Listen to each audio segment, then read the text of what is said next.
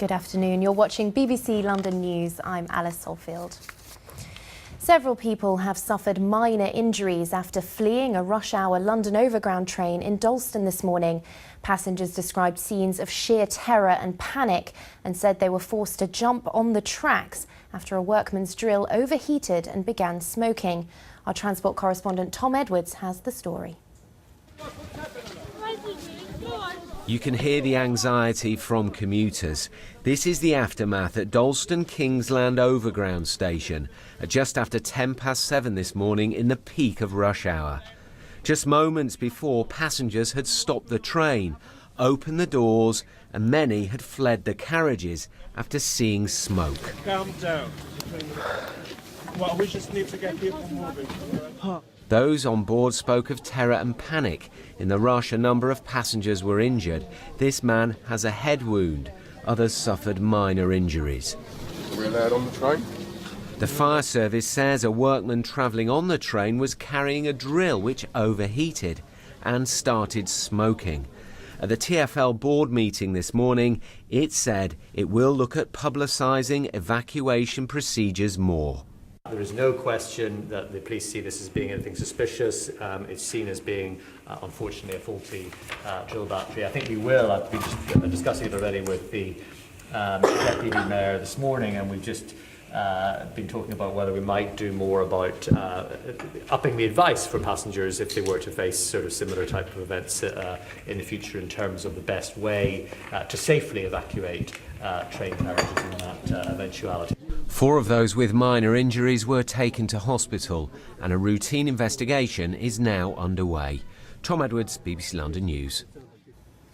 A man has died after crashing into a lorry while being pursued by police in Kempton Park this morning. It happened just before 4:30 on the southbound carriageway of the A316. Police said the car had failed to stop. The police watchdog is appealing for witnesses. The Metropolitan Police has paid out more than £5 million to informants in the past 5 years. Figures obtained by the BBC show that Scotland Yard is the highest payer in the UK.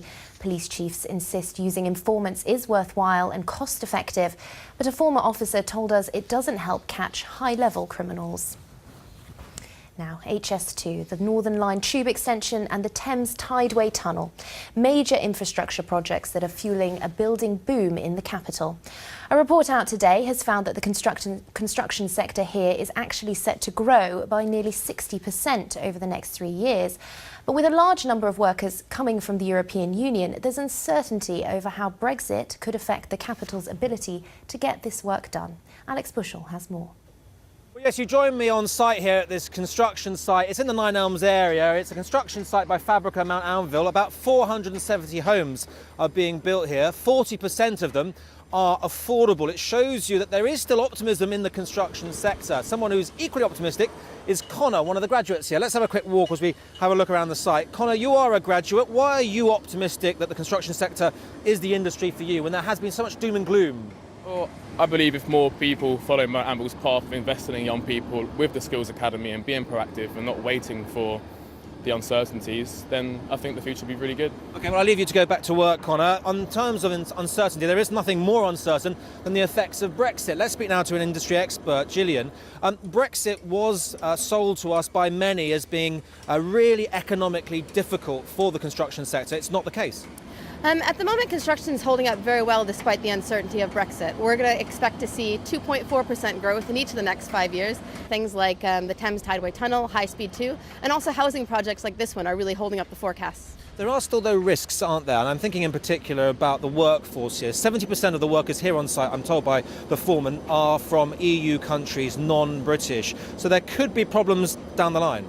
It's so early to say what the workforce will look like post-Brexit. That's why it's really important that companies train up their workers now and start to think about their workforce needs. Okay, Gillian, I'll leave it there. Thank you very much for joining me this lunchtime. Just remains for me to say that really is the message, that yes, Brexit is causing no real problems at the moment. There is optimism in the sector, but they are saying do what you can to ensure against the possible future adverse effects. There can't be many well-known artists who used to be in the Royal Navy, but that's the unusual background of Louet, who gave up graffiti to join the forces. He's since returned to his true passion and, having displayed his pieces at the Houses of Parliament, now exhibits his latest work at a central London hotel. Our arts correspondent Brenda Amanis reports.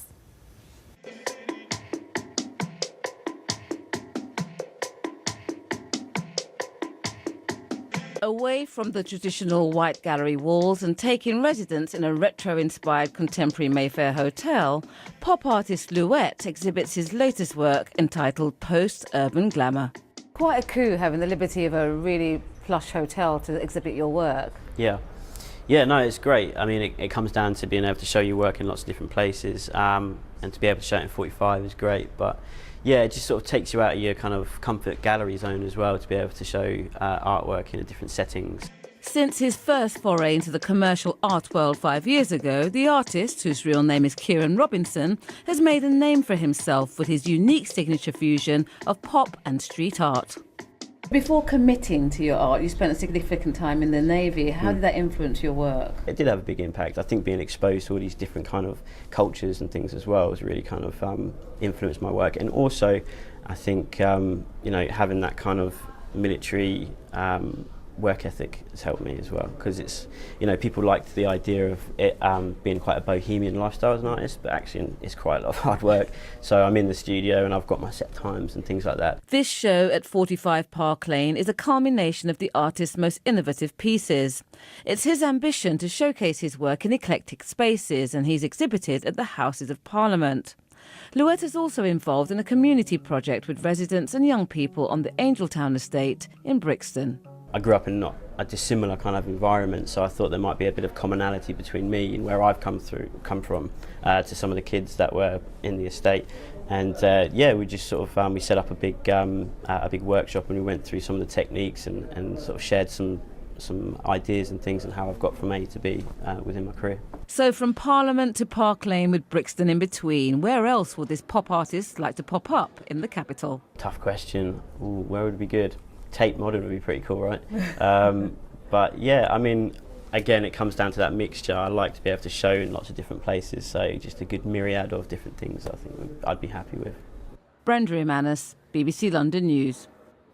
Now, Kate's here with the weather, and I feel like I'm always saying this to you, Kate, but it's getting colder again, isn't it? Yes, a return to winter, I'm afraid, Alice, from tomorrow, really. Today's a transition day. We woke up to this morning, rather misty, murky conditions down on the Thames, and this low cloud has stayed with us. Really not a lot in the way of brightness to speak of as we head through the afternoon. It's grey, it's cloudy, and it's going to feel cold as well. Now, we have this strengthening, quite brisk easterly, northeasterly wind, which is developing the whole time, pushing this cloud back in and also bringing 1 or 2 outbreaks of light rain.